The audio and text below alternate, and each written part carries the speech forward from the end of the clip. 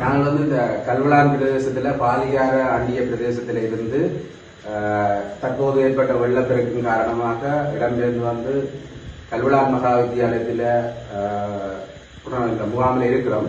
இந்த முகாமில் இது கேட்கிற எங்களோட அண்ணன் பிரசாத் அவர்கள் தங்களால் என்ற உதவிகளை செய்திருக்கின்றார். 3 நாட்கள் தொடர்ச்சியாக உணவுகள் எங்களுக்கு வழங்கி இருக்கின்றார்.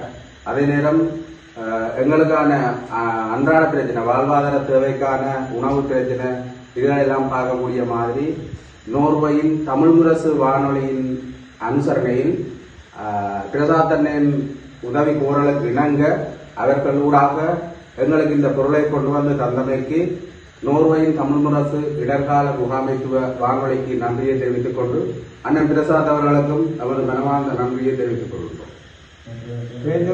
இனி இதற்கு பிறகும் நாங்கள் எங்களது வீடுகளுக்கு செல்ல இருக்கின்றோம். ஆனால் எங்களுடைய வீடுகள் எந்த விதமான பொருட்களும் இல்லை.